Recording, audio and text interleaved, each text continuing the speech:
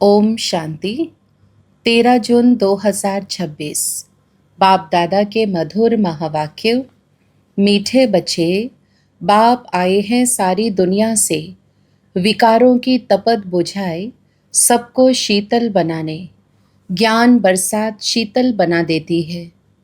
प्रश्न, कौन सी तपत सारी दुनिया को जला रही है? उत्तर, काम विकार की तपत सारी दुनिया को जला रही है। सब काम अग्नि में जलकर काले हो गए हैं। बाप ज्ञान वर्षा से उन्हें शीतल बनाते हैं। जैसे बरसात पड़ने से धरती शीतल हो जाती है, तो इस ज्ञान वर्षा से 21 जन्मों के लिए तुम शीतल बन जाते हो। किसी भी प्रकार की तपत नहीं रहती। तत्व भी सतोप्रधान बन जाते हैं। कोई भी तपते नहीं है। ओम शांति। रूहानी बच्चे किसकी याद में बैठे हैं? जरूर अपने रूहानी बाप की याद में बैठे हैं। रूह अपने परमपिता परमात्मा की याद में बैठी है कि हमको रूहानी बाप आकर रिफ्रेश कर शीतल बनाए, क्योंकि कामचिता पर बैठ भारत जल मरा है। गाते भी हैं तपत बुझाए। तपत काहे की? कामचिता की। बहुत तपत होती है तो मनुष्य मर पड़ते हैं। इस कामचिता की तपत में भारत एकदम जल मरा है। इसलिए बाप को याद करते हैं कि आकर शीतल बनाओ। बरसात पड़ने से शीतलता हो जाती है, धरती शीतल हो जाती है। यह तो बरसात है ज्ञान की। एक ही बार आकर इतना शीतल बनाते हैं, इतना सब कुछ दे देते हैं। जो सतयुग में कोई भी चीज़ की उत्कंठा नहीं रहती है।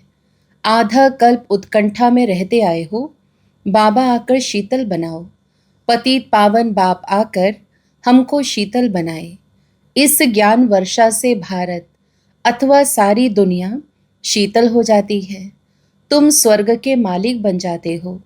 मनुष्य मरते हैं तो कहते हैं स्वर्गवासी हुआ। वह तो सिर्फ मुख मीठा करते हैं। तुम जानते हो स्वर्ग की अब स्थापना हो रही है। बाबा आया हुआ है। यह ज्ञान वर्षा कर रहे हैं।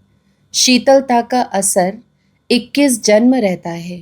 वहाँ ना बरसात, ना किसी भी चीज़ की इच्छा रहती है। सदैव बाहर ही बाहर रहती है। वहाँ कोई भी प्रकार का दुख नहीं रहता। सूर्य भी सतोप्रधान बन जाता है। कभी तपत नहीं दिखाते हैं। तुम सारे विश्व के मालिक बन जाते हो। अभी तो गुलाम है ना।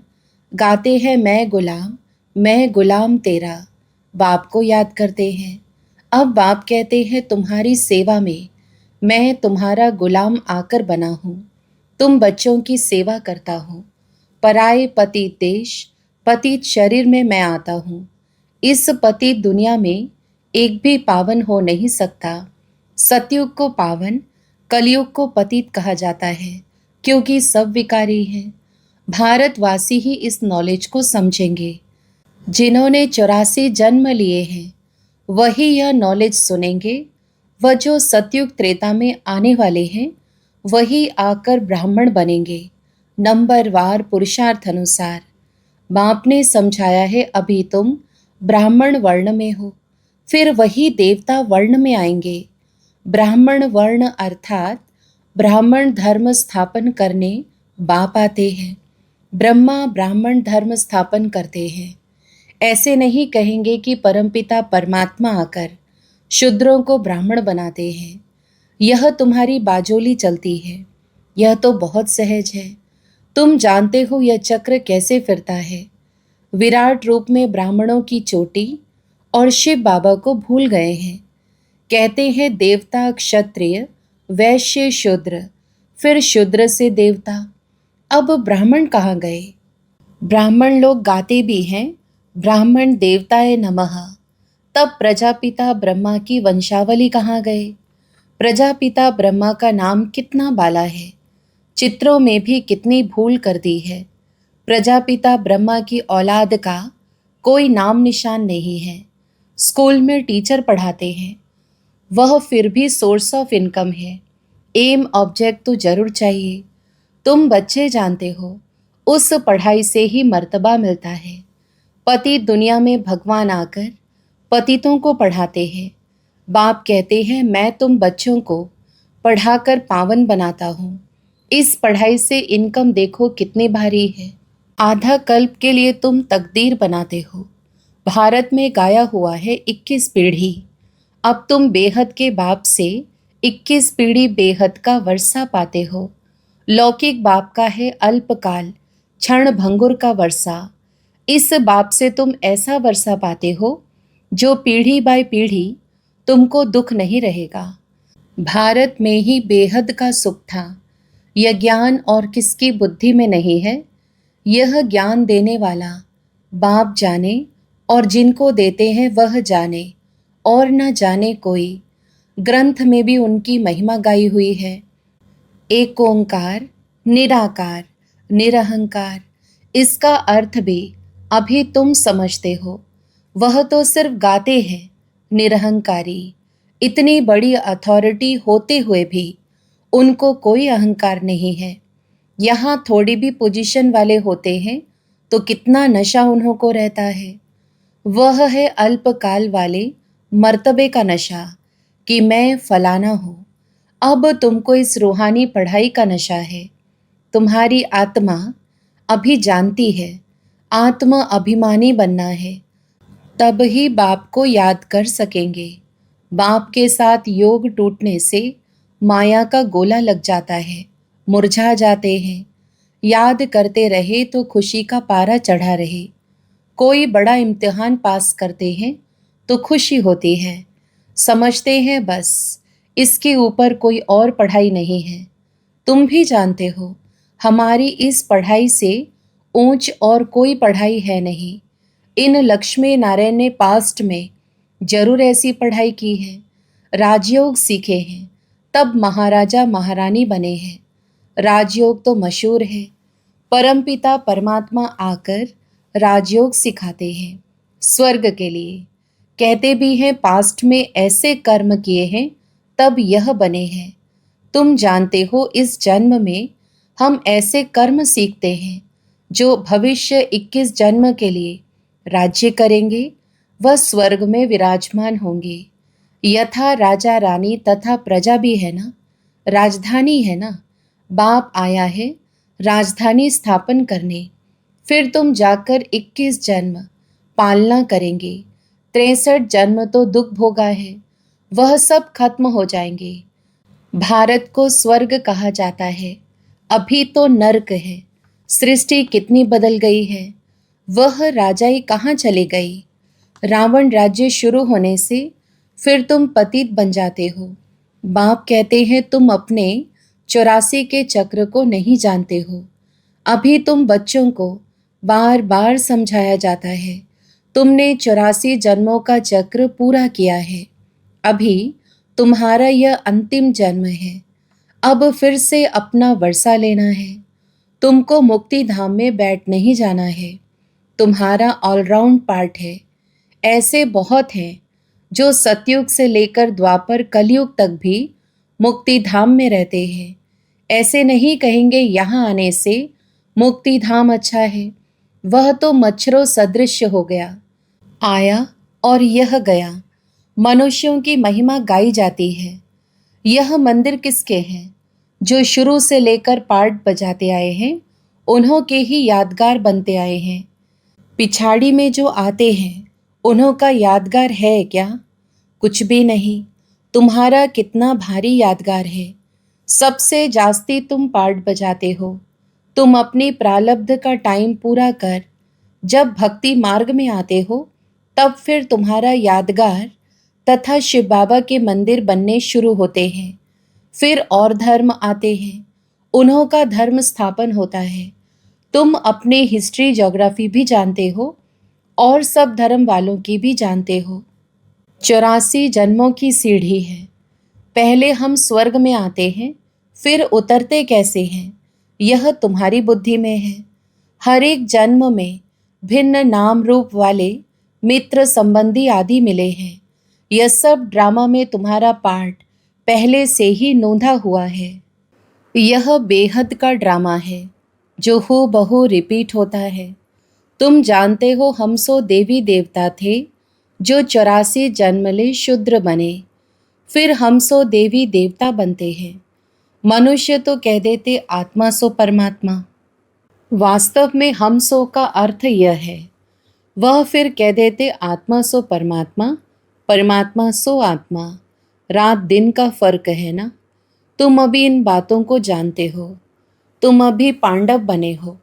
कौरव पांडव भाई भाई थे ना। अभी बाप मिला है तो तुम कौरव से पांडव बने हो। बाप तुमको दुख से लिबरेट कर गाइड बन ले जाते हैं। घर का तो किसको पता नहीं है। वह कहते हैं आत्मा ब्रह्म में लीन हो जाएगी, तो घर थोड़े ही ठहरा, घर में तो रहा जाता है। उनको इनकॉर्पोरियल वर्ल्ड कहा जाता है। अभी तुम बच्चे जानते हो, हम निराकारी आत्मा निराकार वर्ल्ड में बिंदी मिसल निवास करते हैं। वहाँ भी निराकारी झाड़ है। यह ड्रामा बना हुआ है। बीज और झाड़ को जानना है।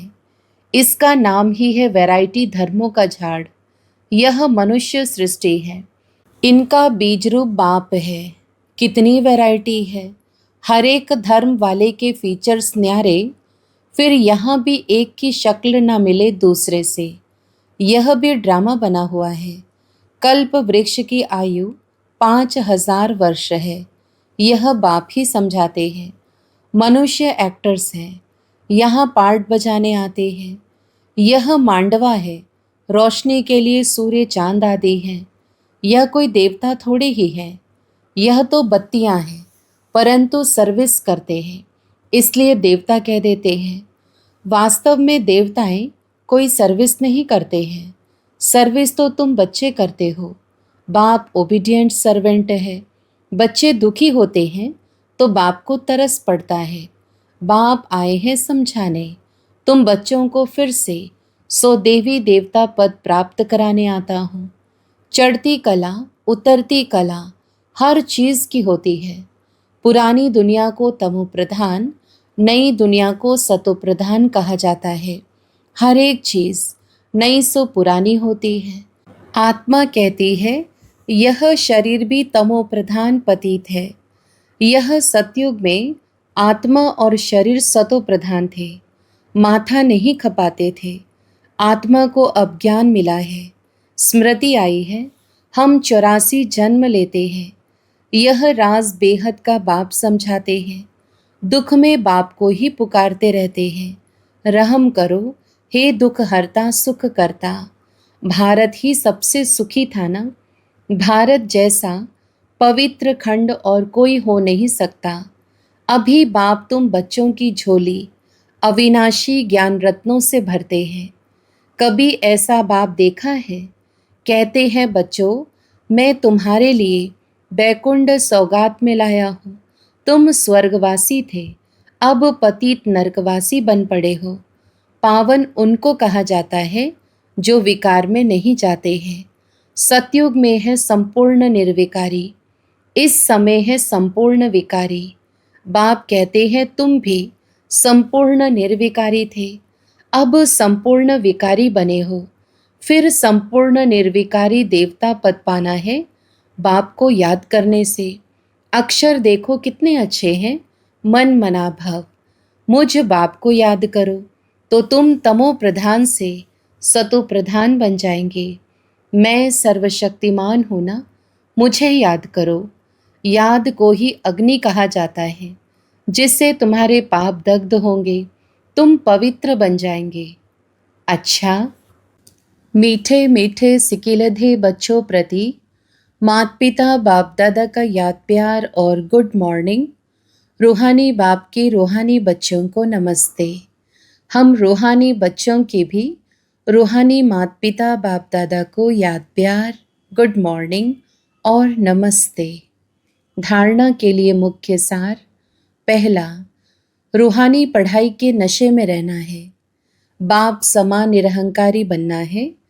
पोजीशन आदि का अहंकार नहीं रखना है। दूसरा, अपनी झोली ज्ञान रत्नों से भरनी है। संपूर्ण निर्विकारी बन देवता पद पाना है, कभी भी मुरझाना नहीं है। वरदान, स्थूल और सूक्ष्म दोनों रीति से स्वयं को बिजी रखने वाले मायाजीत विजयी भव। विस्तार।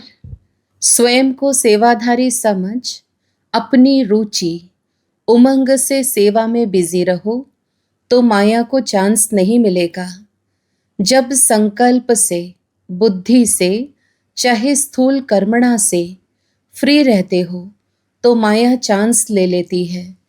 लेकिन स्थूल और सूक्ष्म दोनों ही रीति से खुशी खुशी से सेवा में बिजी रहो तो खुशी के कारण माया सामना करने का साहस नहीं रख सकती। इसलिए स्वयं ही टीचर बन बुद्धि को बिजी रखने का डेली प्रोग्राम बनाओ तो मायाजीत विजयी बन जाएंगे। स्लोगन। निश्चय और फलक से कहो, बाबा मेरे साथ है तो माया समीप आ नहीं सकती। अव्यक्त इशारे। सदा हर्षित रहने के लिए अपनी नेचर को सरल बनाओ, सहनशील बनो। बाप दादा सभी बच्चों के चलन और चेहरे में, बोल व कर्म में सरलता और मधुरता देखने चाहते हैं। अगर आवेशता या थकावट के कारण थोड़ा भी बोल मधुर नहीं है, चेहरा मधुर नहीं है, सीरियस है, तो गुण संपन्न नहीं कहेंगे।